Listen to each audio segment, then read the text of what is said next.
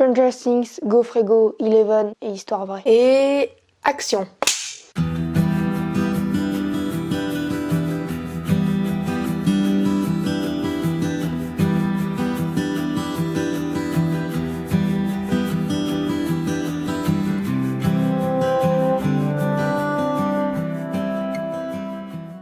Avec ces adorables audio, on se retrouve dans une toute nouvelle vidéo et aujourd'hui nous allons parler de la fameuse série Stranger Things. Avant de commencer la vidéo, donc il y a des personnes qui ont remarqué et qui m'ont dit sur Instagram, en fait oui, j'ai bel et bien une boîte de Gofrego sur mon bureau, donc Gofrego de Stranger Things, donc un peu un élément de Stranger Things, c'est un symbole, comme Eleven elle aime beaucoup manger des Gofrego.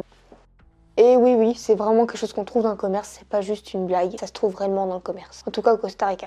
Si je vous dis que la série Stranger Things s'est inspirée d'histoires vraies. J'ai fait quelques recherches, en fait j'ai découvert que réellement la série Stranger Things est bel et bien inspirée d'histoires réelles ou alors de théories du complot. Par exemple, nous avons le projet Montauk. C'est une théorie du complot, on n'est pas vraiment sûr si c'est vrai. Il y aurait une série d'expériences à caractère paranormal qui aurait été entreprise par le gouvernement américain sur une zone militaire ou alors dans une base de l'armée de l'air, dans le village de Montauk qui se trouve dans l'état de New York. Ces expériences auraient été dans le domaine du voyage dans le temps, la téléportation ou du contrôle mental. En fait vraiment comme ce que fait Eleven quoi. Il y aurait aussi eu un contact avec de l'intelligence extraterrestre et il y a aussi des théories sur le programme Apollo. Donc tout ça réuni, le voyage dans le temps, la téléportation, le contrôle mental et tout ce qui serait intelligence extraterrestre aurait créé une déchirure dans l'espace-temps qui aurait eu lieu en 1983. Et si on regarde bien Stranger Things, Will, donc le personnage qui disparaît dans Stranger Things, aurait disparu un soir de novembre 83, donc 1983, donc les dates sont cohérentes. Donc oui, bel et bien en fait, c'est vraiment sûr à 200%. Stranger Things est inspiré de cette théorie, donc du projet Montauk, et elle aurait même porté le nom de Montauk dans sa phase de développement.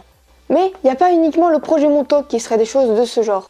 Cette fois-ci, c'est vraiment un truc qui est sûr à 200%, ça a été révélé au public, c'est vraiment quelque chose qui est vrai. Il s'agit du projet MKUltra, donc c'était un projet de la CIA qui a été entrepris entre les années 50 et les années 70. Il a été révélé au public au milieu des années 70, mais a été définitivement arrêté en 88. Ce concept de ce programme, son but c'était d'influencer le comportement humain, donc de le contrôler en quelque sorte. Mais la chose principale de ce programme, c'était du remote viewing, donc c'est en fait tout simplement pour que les voyants puissent voir au-delà des lignes ennemies. Par exemple, ils étaient en fait aux États-Unis et pour voir ce qui se passait en URSS. Au début, les personnes qui font ça, et bien évidemment, ils sont pas aux États-Unis, ils voient pas directement ce qui se passe en URSS. Par exemple, ce qu'ils commencent à faire, c'est ils sont dans une pièce et ils doivent voir ce qui se passe dans une pièce à côté. Voilà, ça commence comme ça et après, au fur et à mesure, ça augmente, l'échelle augmente. Après, ça va des États-Unis à l'URSS.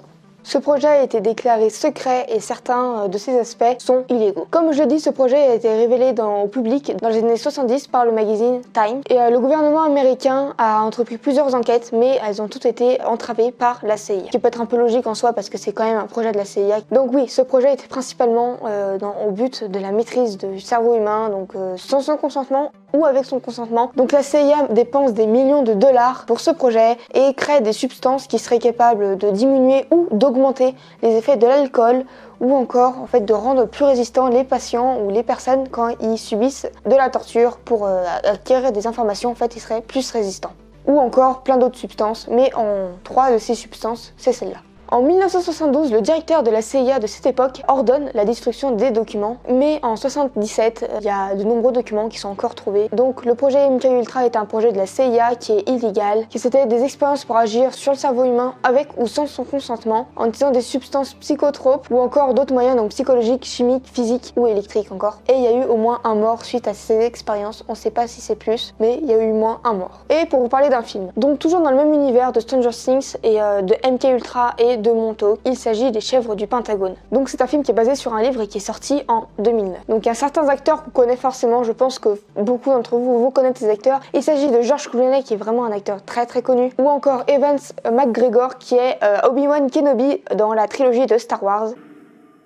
Hello there. Ou encore Jeff Bridges qui joue le passeur ou The Giver dans le film. J'ai fait une vidéo d'ailleurs sur le passeur, si tu l'as pas encore vu, va la voir. Donc en fait tout simplement ce qui se passe, c'est tout simplement une personne en fait qui rencontre un soldat qui combat les terroristes avec ses pouvoirs paranormaux. Un guerrier Jedi. Il serait capable en fait de séparer des nuages, de les faire disparaître, ou encore de tuer des chèvres avec un seul regard.